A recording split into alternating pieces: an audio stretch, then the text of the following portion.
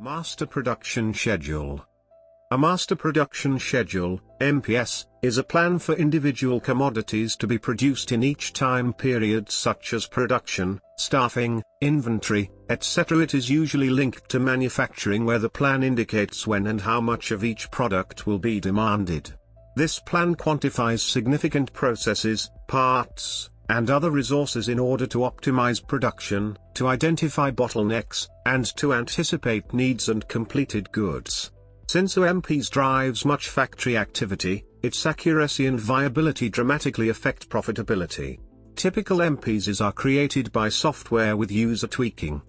Due to software limitations, but especially the intense work required by the master production schedulers, schedules do not include every aspect of production, but only key elements that have proven their control effectivity, such as forecast demand, production costs, inventory costs, lead time, working hours, capacity, inventory levels, available storage, and parts supply. The choice of what to model varies among companies and factories. The MPS is a statement of what the company expects to produce and purchase, i.e. quantity to be produced, staffing levels, dates, available to promise, projected balance. The MPS translates the customer demand, sales orders, PERS, into a build plan using planned orders in a true component scheduling environment. Using MPS helps avoid shortages, costly expediting, last-minute scheduling, and inefficient allocation of resources.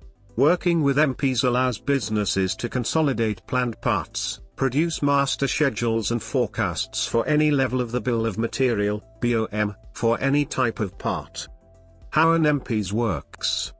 By using many variables as inputs, the MPS will generate a set of outputs used for decision making. Inputs may include forecast demand, production costs, inventory money, customer needs, inventory progress, supply, lot size, production lead time, and capacity.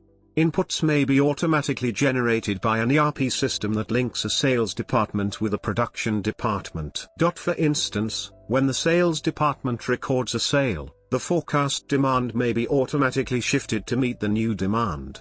Inputs may also be inputted manually from forecasts that have also been calculated manually. Outputs may include amounts to be produced, staffing levels, quantity available to promise, and projected available balance. Outputs may be used to create a material requirements planning (MRP) schedule. A master production schedule may be necessary for organizations to synchronize their operations and become more efficient. An effective MPS ultimately will. MPS issues. Production plan.